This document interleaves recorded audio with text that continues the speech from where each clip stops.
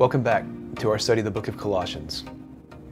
As you can tell, we are back in my apartment, so fair warning, if you hear any kitty cat sounds, it's just Lulu, so do your best to ignore her. Today we're going to talk about the Colossian problem from Colossians chapter 2, verses 8 through 23. If you haven't already, go back and watch our other videos in this series because that'll make more sense of what we're talking about today. Let's open our study by looking at Colossians chapter 2, verses 8 through 15. In verse 8, Paul warns the Colossian readers not to let anyone take them captive, and he uses two strong words here, by philosophy and empty deceit. And the point he's trying to get across right away is that this thing that they're being drawn into is absolutely useless. Moving on to verses 9 through 14, he talks about how Christ has made them alive and how he's much better than this thing they're being pulled into. In Colossians 2, 9 through 14, Paul talks about how they are now alive in Christ through circumcision not made with hands, through baptism, and that the record of debt that was held against them has now been crucified, nailed to the cross.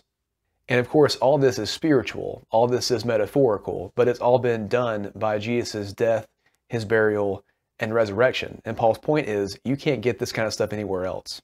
And in verse 15, Paul comes back around to reinforce Christ's authority.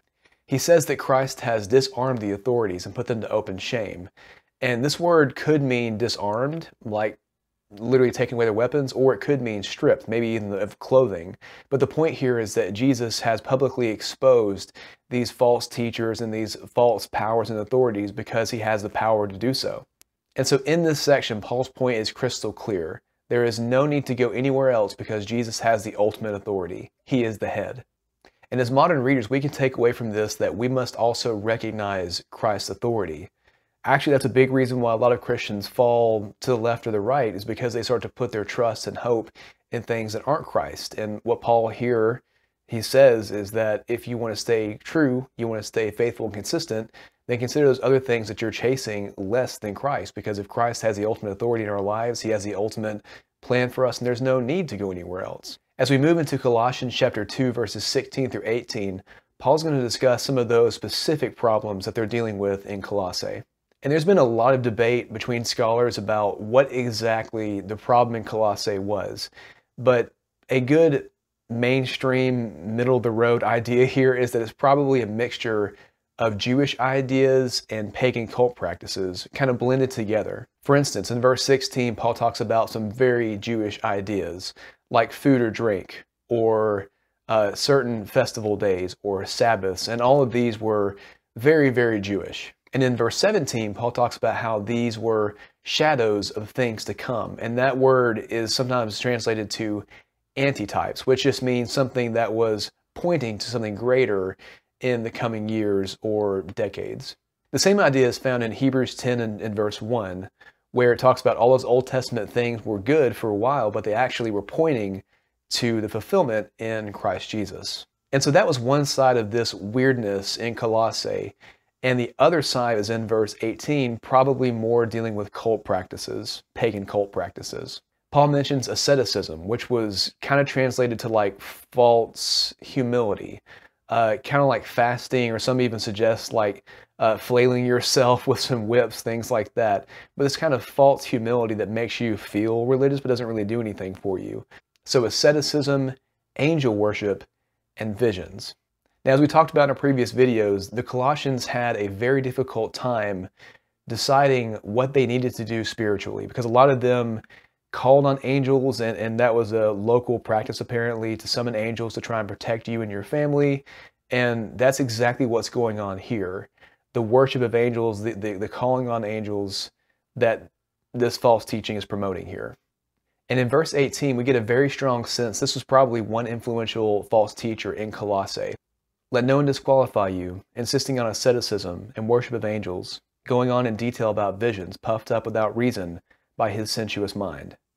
And it might strike us as strange that Paul wouldn't mention this person by name or mention this ordeal specifically by name, but it's kind of like if someone wrote to us about a situation in our time, some things are big enough that we don't have to name them by name. We just know what that thing is. That's probably what's happening with Paul right here. That it was probably such a big deal in this circle that even Paul mentioning this or hinting around it, they would have instantly known what it was. And this is what is so tricky and awful about false teachers, is that false teachers capitalize on confusion. And you can really sympathize with the Christians here in Colossae because they're new Christians and they want to do what's right, but there's all these different ideas and philosophies and theologies swirling around, and you don't want to miss any. So you want to take everything that you can. And so Paul's having to write to them to sort of steer them in the right direction. But this false teacher was capitalizing on all of that religious confusion. And the same is still true today. Certain events happen in our lifetime and people start to spring up and say, oh, this is the end time, or, oh, I have the answer, I'm the new Christ. And we have to be careful with the same kind of things. It's capitalizing on people's confusion. And finally, we're going to move on to Colossians chapter 2, verses 19 through 23, where Paul discusses what a false religion looks like. He reminds them again in verse 19 that Jesus is the head. And again, there's nothing greater you can be than the head. And in verses 20 through 22, he makes it very clear you cannot serve this false teaching and Christ at the same time. The two are incompatible. And he also gives us another glimpse into this false teaching. He says, do not taste, do not touch, do not handle. And again, that was promoted as a kind of religious, spiritual thing where if you didn't touch or handle certain things, somehow that made you more spiritual than other people. But Paul's point here again is that that's a human, earthly kind of thinking that doesn't get you any closer to Christ. And in verse 23, he really brings the point home. He says that this false religion that you're following gives you the feeling of being holy, but it actually doesn't make you any better than you were before. And that's one specific area that we need to be watching out for with false teaching.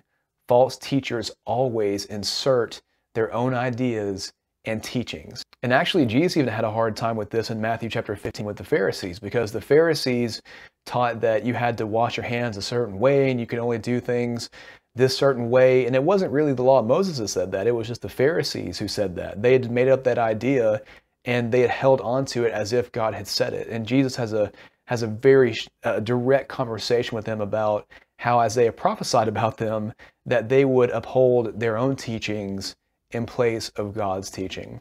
And as Christians, that's one thing we need to be really careful about. As we go around trying to help people get closer to Christ and show them the truth, we need to be very careful about what God did and did not say. That's why it's so important to know the Bible, to know His will, because if we're not careful, we might end up saying or teaching something that is not exactly something that God promoted or has cleared. And that wraps up our study on the Colossian problem. We would ask you to go ahead and read forward to Colossians chapter 3, verses 1 through 17, where Paul is going to give them some practical advice on how they should be behaving as Christians. Check out our study guide in the description of this video and can also be found on the website that we're posting it on. If you'd like a physical copy, come see me Sunday or Wednesday and we'll try and get you one. We're hoping this study is blessing you and helping you come to see God's will more. We'll see you next time.